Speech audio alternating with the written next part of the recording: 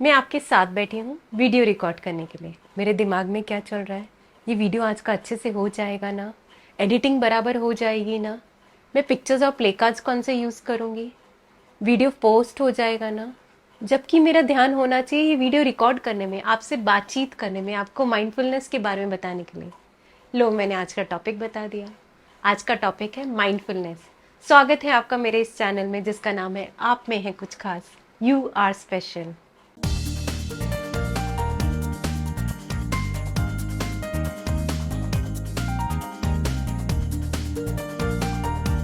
नमस्ते, मैं हूँ शाची सेठ। मैं हूँ राइटर, एंटरप्रेन्योर, लाइफ कोच और आपकी अच्छी दोस्त।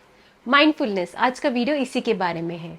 मैं बहुत देर से देख रही थी, मैं हर जगह बोल रही हूँ माइंडफुली काम करो, माइंडफुली काम करो, पर ये एक्चुअली माइंडफुलनेस है क्या?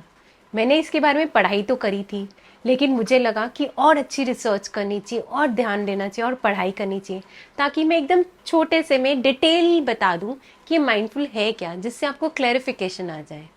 माइंडफुलनेस क्या है? माइंडफुलनेस एक मेंटल स्टेट है जिसमें हमें प्रेजेंट पे ध्यान रखना होता है। ये पास्ट के विचारों या फ्यूचर की चिंताओं से परेशान हुए बिना जो आप काम कर रहे हो ना, उसमें पूरी तरह लगे रहने के बारे में है। माइंडफुलनेस की उत्पत्ति बौद्ध धर्म में हुई थी, लेकिन इसे साइकोलॉजी और बिहेवियरल साइंस ने अपनाया है। आज मैं जो कहानी शेयर कर रही हूँ ना, उससे माइंडफुलनेस के बारे में समझना आसान हो जाएगा। एक बार की बात है, एक बूढ़ा किसान था जो बहुत वर्षों से अपनी फसल उगा रहा था। एक दिन उसका घोड़ा भाग गया। खबर सुनकर उसके पड़ोसी उससे मिलने आए। कितना दुर्भाग्य, उन्होंने सिंपैथेटिकली बोला। जैसी ईश्वर की इच्छा। किसान बहुत ही ऑप्टिमिस्टिक था। अगली सुबह घोड़ा अपने साथ 3 अन्य जंगली घोड़ों को लेकर आया। कितने लकी हो आप, पड़ोसियों ने कहा। जैसी ईश्वर की इच्छा, बूढ़े व्यक्ति का उत्तर था। वो उसने मन में कोई विचार नहीं आया, ऑप्टिमिज्म रहा। अगले दिन उसके बेटे ने उन घोड़ों में से एक की सवारी की कोशिश की। उन्होंने उसे गिरा दिया और उसका पैर टूट गया। पड़ोसी फिर उसके दुर्भाग्य पर सहानुभूति प्रकट करने आए। जैसी ईश्वर की इच्छा, किसान वैसे ही पॉजिटिव। अगले दिन सैन्य अधिकारी नवयुवकों को सेना में भर्ती करने के लिए गांव में आए। बेटे का पैर टूटा हुआ देखकर उन्होंने उसे नहीं लिया। पड़ोसियों ने किसान को बधाई दी और कहा कि चीजें कितनी अच्छी हो गई। जैसी ईश्वर की इच्छा, किसान का बर्ताव वैसा ही पॉजिटिव रहा। ये कहानी हमें माइंडफुलनेस के बारे में एक खूबसूरत उदाहरण याद दिलाती है। माइंडफुलनेस का अर्थ केवल इस बात को जानना होता है कि अभी क्या हो रहा है, बिना इसके इच्छा किए कि शायद कुछ और होता। अगर हम सुखी हैं तो शुक्राना करो। डरो नहीं कि कल हम सुखी नहीं रहेंगे, क्योंकि चीजें तो बदलती रहेगी। बस ये विश्वास रखो, जो होता है अच्छे के लिए होता है। और अगर कोई डिफिकल्ट सिचुएशन भी आता है तो ये मत सोचो कि हमेशा ऐसा ही रहेगा। चीजें तो बदलती रहेगी, जीवन बदलाव का नाम है। यहाँ कुछ विशिष्ट उदाहरण मैंने देती हूँ जिससे आपको पता चलेगा कि माइंडफुलनेस का कितने बेनिफिट्स हैं। माइंडफुलनेस समझोगे तभी जब आपको पता चलेगा कि इसके फायदे क्या है, तभी आपको एग्जैक्टली में आइडिया होगा माइंडफुलनेस कितनी बड़ी चीज है। पहला, स्ट्रेस रिडक्शन। माइंडफुलनेस प्रैक्टिस करने से हमारा दिमाग शांत होता है, हम रिलैक्स फील करते हैं। वो हमारी बॉडी हार्मोन्स में से स्ट्रेस को मुक्त कर देता है और हम शांति का अनुभव करते हैं। हम सूझबूझ से काम करते हैं। समझो आज मुझे दिन में बहुत काम था, लेकिन परेशान होने की बजाय मैंने कुछ मिनट अकेले ब्रेक लिया, अपनी आंखें बंद की और अपनी सांसों को नोटिस किया, तो मुझे लगा कि मैं काम हो गई हूँ, मुझ में नई ऊर्जा आ गई है और मैं फ्रेशनेस से काम करती हूँ। Second, improve focus and concentration. Regularly mindfulness practice करने से आपके काम में अच्छी तरह ध्यान लगा पाओगे, आप उसे अच्छी तरह कर पाओगे। और इससे क्या होगा, आपका फोकस रहेगा और जो दिमाग इधर उधर अलग अलग बातें सोचता है ना, वो नहीं सोचेगा। हम पढ़ाई करने बैठते तो हमारा ध्यान कहाँ जाता है, कभी टीवी पे चले जाता है, कभी मोबाइल पे चला जाता है। अगर हम ध्यान फोकस करके पढ़ाई करेंगे, थोड़ी देर के लिए माइंडफुली बैठेंगे, तो हमारा कंसंट्रेशन अच्छा हो जाएगा, पढ़ाई भी अच्छे से रहेगी याद, और हमें याद भी रहेगा जो हमने पढ़ा है। Third, emotional regulation. हम कई बार अचानक से किसी भी सिचुएशन पर इमोशनल होकर रिएक्ट कर देते हैं। कई बार हमें गुस्सा भी आ जाता है, हम उत्तर देते वक्त सोचते ही नहीं हैं, हमारा रिएक्शन ऐसे ही निकल जाता है। और माइंडफुलनेस प्रैक्टिस करने से क्या होगा, हमारा ध्यान प्रेजेंट में रहेगा, हम अपनी फीलिंग्स पे कंट्रोल कर पाएंगे। अगर किसी ने आपसे कोई मजाक कर दिया और आपको गुस्सा आ गया, तो क्या कीजिए, उसको तुरंत जवाब मत दीजिए, थोड़ी देर माइंडफुलनेस प्रैक्टिस करिए। आप शांत हो जाइए, सोचेंगे तो रियलाइज करेंगे कि ये तो मजाक ही था। आप सिचुएशन में काम रहेंगे और रिश्ते संभल जाएंगे। रिएक्शन बड़ा नहीं होगा, सुलझा हुआ होगा, आपकी पर्सनालिटी निखरेगी। Fourth, reduced anxiety. कई बार आपको अचानक से घबराहट होती है, एंग्शियस फील कर रहे होते हो। आप जब थोड़ी देर के लिए माइंडफुलनेस प्रैक्टिस करोगे ना, तो आपको पता चलेगा कि आप काम हो रहे हो, आपका दिमाग शांत हो रहा है और अपनी फीलिंग्स पे आप कंट्रोल कर पा रहे हो। आप सोच समझ कर, विचार करके फैसला लेते हो। जैसे एक बार मुझे पब्लिक स्पीकिंग के लिए जाना था, या आपको भी कभी जाना हो तो थोड़ी नर्वसनेस, थोड़ी घबराहट तो होगी ना।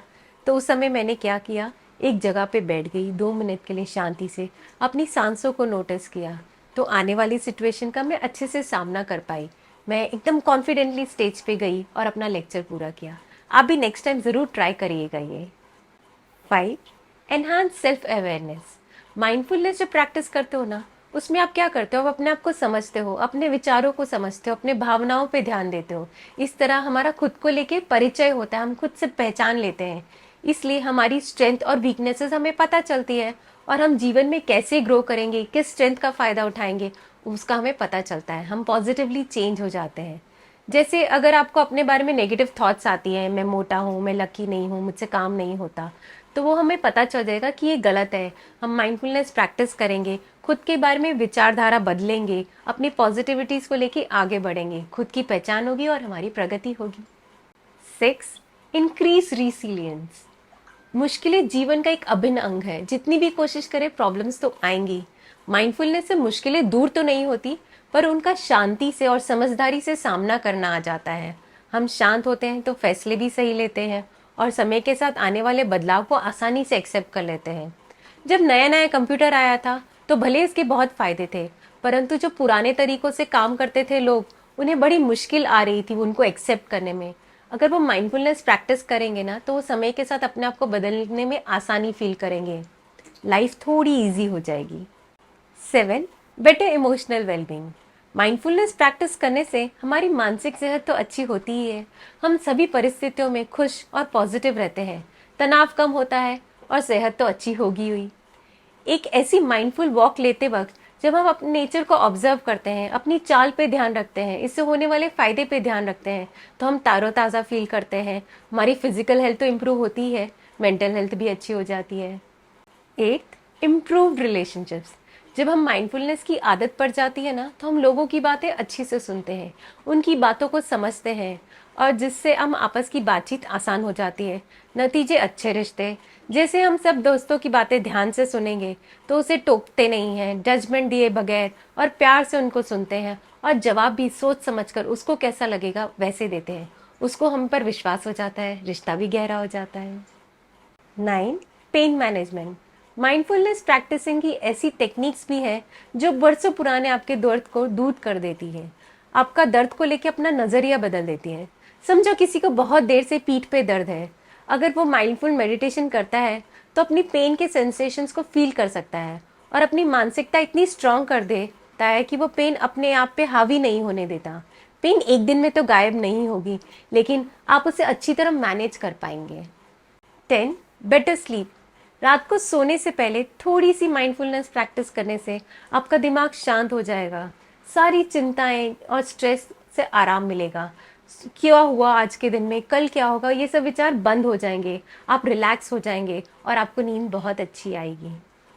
11, रिड्यूस डिप्रेशन सिम्टम्स। जब मन थोड़ा उदास हो रहा हो या एंक्शियस फील कर रहे हो ना, तो घर का एक शांत कोना ढूंढना चाहिए, वहां जाके माइंडफुलनेस प्रैक्टिस करनी चाहिए, अपनी सांसों पे फोकस करना चाहिए। उससे क्या होगा, जो आप नेगेटिव थॉट्स के चक्कर में हो ना, वो निकल जाएंगे बाहर। आपकी सोच पॉजिटिव हो जाएगी, आप थोड़ा काम फील करोगे, नए विचार आएंगे, तो आपका डिप्रेशन तो दूर हो ही जाएगा। 12th, enhanced creativity. माइंडफुलनेस अपने विचारों को एकाग्र करना होता है, और हम मन को शांत करते हैं। आपका दिमाग जो अलग अलग विचारों को अपनाता है ना, उससे आपकी क्रिएटिविटी बढ़ जाती है। तो कभी लगे ना कुछ नए थॉट्स चाहिए, तो ज़रूर माइंडफुलनेस प्रैक्टिस कीजिए।